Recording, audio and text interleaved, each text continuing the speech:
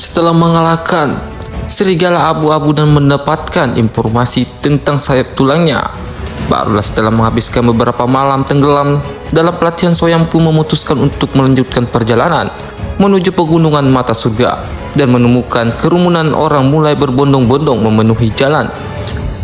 Pegunungan gelombang energi dari pegunungan mata surga seharusnya akan segera dimulai, dan dengan cepatnya Soyan seharusnya dia bisa mencapainya dalam waktu setengah hari tanpa menggunakan sayap tulang sekalipun.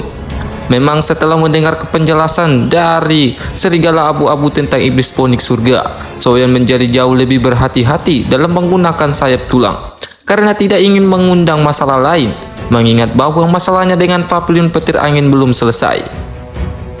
Soyan terus melakukan perjalanan tanpa istirahat selama 5 jam hingga sebuah pegunungan yang sangat besar dan tertutup kabut tebal perlahan-lahan muncul dalam penglihatannya. Soyan menatap titik masuk pegunungan yang ada yang telah dipenuhi dengan lautan manusia. Soyan menghela napas pasrah, memahami jika kesempatan untuk mendapatkan 10 tempat di kolam menjadi jauh lebih sulit, dan menjadi jauh lebih sulit lagi setelah Soyan melihat bangau besar berwarna-warni mengangapkan sayap mereka memasuki pegunungan, di mana 7 bangau jiwa berwarna ini adalah kendaraan dari Feng Jing'er yang juga merupakan nona muda sekaligus kepala pavilion petir angin utara di masa depan.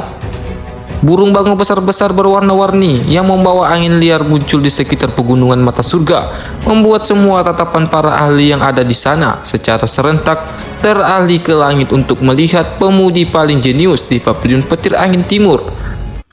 Soyan hanya duduk santai bersila di puncak pohon saat menatap burung bangau besar berwarna-warni di langit dari kejauhan dan mengamati lambat-lambat kedatangan Nona Feng, terutama untuk memastikan apakah Feng Tian mengikuti rombongan pavilion petir angin ini atau tidak. Hal pertama yang Soyan lihat adalah sosok cantik gadis yang luar biasa dengan gaun berkibar tubuhnya ramping dan bola matanya berwarna coklat. Keunggulan seperti permata menyebabkan Feng Jing'er tampak seperti kerajaan yang sangat terhormat. Sayangnya di balik kecantikan dan kesucian ditampilkan itu, Feng Jing'er menyimpan sikap yang sangat dingin, di mana ketidakpeduliannya itu ditampakkan ketika sang pemimpin pavilion petir angin timur muda itu menatap semua orang di gunung dengan atapan acuh tak acuh. Tatapan Soyan dengan cepat beralih dengan berhentinya pada 2 sosok tua di belakang Feng Jing'er, di mana 2 sosok itu meskipun tidak bisa dibandingkan dengan Feng Tian, namun masih lebih kuat dari 3 sesepuh pavilion petir angin utara yang menyerangnya beramai-ramai beberapa waktu yang lalu. Meskipun 2 sosok ini merupakan ahli bintang 6 dozong, selama tidak harus melawan Feng Tian, maka Soyan masih memiliki kepercayaan diri untuk memenangkan pertarungan kalau memang salah satu pavilion terbesar di dataran tengah ini masih nyari gara-gara sama dia. Soyan menjadi semakin lega ketika mendengar bahwa pegunungan mata surga dapat membatasi orang kuat untuk masuk, sehingga ahli bintang 8 dozong layaknya Feng Tian kemungkinan tidak akan bisa masuk. Soyan mengarahkan pandangannya ke pintu masuk pegunungan mata surga yang telah dipenuhi banyak orang. Mendengar sayup-sayup informasi bahwa kemungkinan gelombang energi pegunungan akan dimulai dalam beberapa hari mendatang, dan selama waktu itu Soyan akan mengambil jeda untuk menuntaskan pemulihannya. Sementara itu, di atas bangau besar warna-warni, Feng Jing'er membuka pembicaraan dengan kedua ketuanya dan menanyakan apakah para jenius pavilion lain juga datang ke pegunungan mata surga.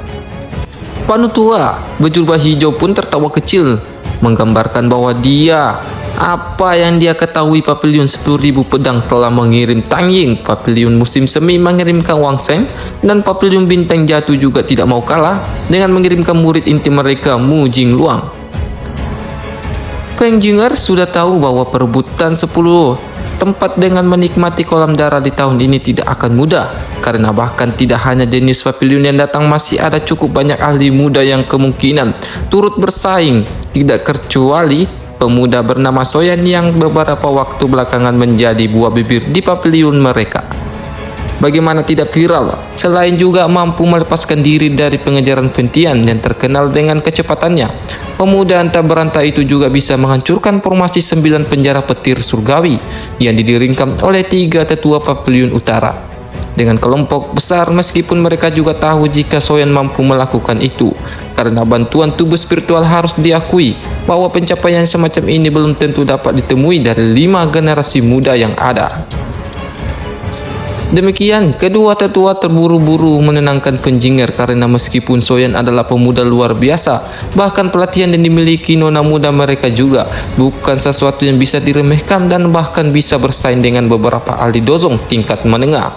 Penjinger sedikit tersenyum mendengar pujian dua tetua sebelum menyapu area di bawah dan menunggu dimulainya gelombang energi. Penjinger sudah berencana untuk menggunakan langkah kecepatannya ketika gelombang dimulai dan tiba di kolam darah Gunung Surgawi sebelum orang lain dapat memasukinya. Nah, baru setelah menunggu selama hampir 3 hari penuh, energi di area pintu masuk kolam darah Gunung Surga mulai bergejolak, membuat Soyan dan semua duduk tenang di atas pohon juga membuka matanya berpikir bahwa gelombang energi 3 tahunan ini akan segera dimulai. Pegunungan besar tertutup kabut dan tampak seperti binatang ajaib dari zaman kuno karena dipenuhi dengan suara gemuruh yang dalam dipancarkannya.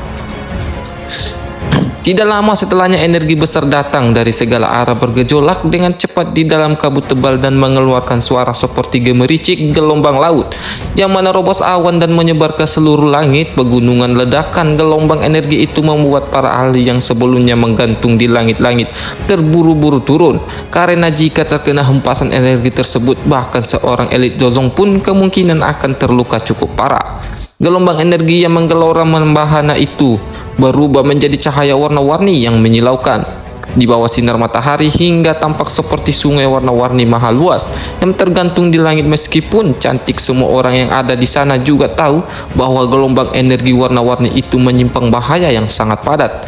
Semua orang yang hanya bisa tertegun melihat fluktuasi energi dahsyat ini, tidak terkecuali Soyan dengan mengandalkan persepsi spiritualnya, mampu melihat dengan jelas betapa menakutkannya energi warna-warni yang saat ini membentang di hadapannya.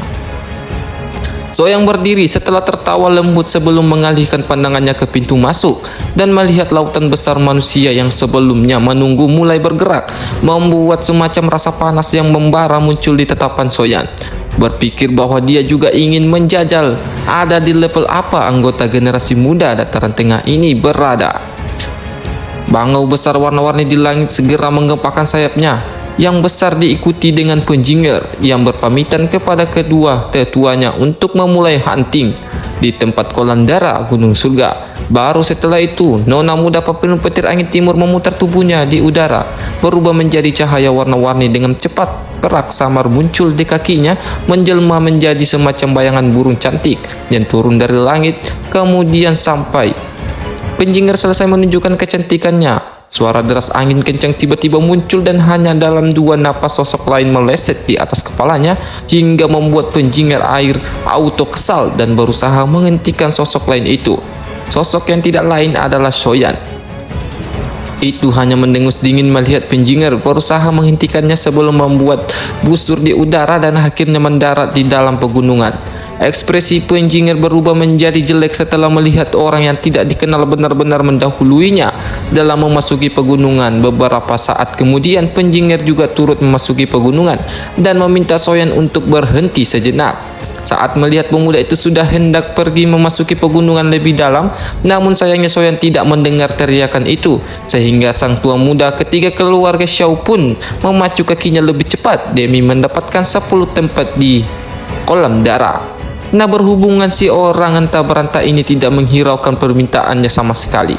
Ekspresi Penjinger pun menjadi semakin dingin sebelum memacu langkah kakinya yang lebih cepat hingga akhirnya melepaskan serangan dari kain santinya yang bisa berubah menjadi semacam logam. Soyan memang mampu menghindari serangan Penjinger, namun kesalahan juga mulai meletup di hati Soyan setelah mendengar tentara gangguan yang tidak ada hentinya dari si nona muda Papilun Petir Angin ini. Karena itulah akhirnya Soyan melepaskan doki api gioknya hingga memaksa Penjinger mengeluarkan gabungan serangan. Dan kilat yang langsung bertabrakan dengan jejak api mata Soyan menatap tajam ke arah Penjinger.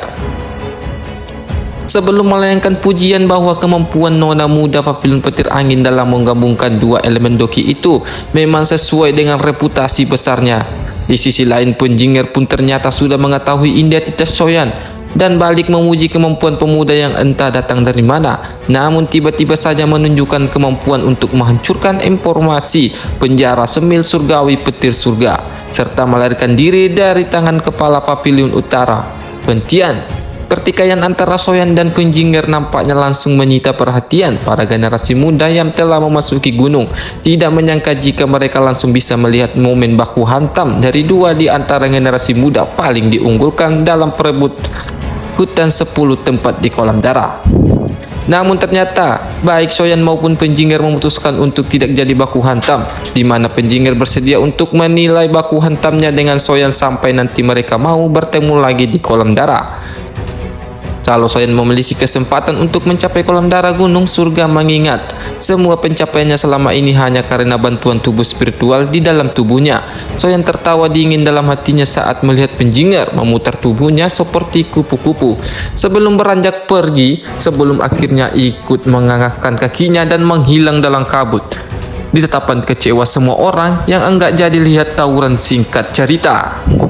Semua orang mulai menuju jalan mereka sendiri, di mana ada menyusuri pegunungan sendirian dan ada juga yang memutuskan untuk bergabung dalam sebuah kelompok karena bagaimanapun pegunungan ini menyimpan bahaya yang cukup besar dari para binatang iblis yang ada di dalamnya. Soyan menghentikan yang merenung sejenak, seketika mengamati peta yang dia beli dari si penjual peta tersebut sebelum mendengus kesal melihat peta itu ternyata tidak terlalu berguna.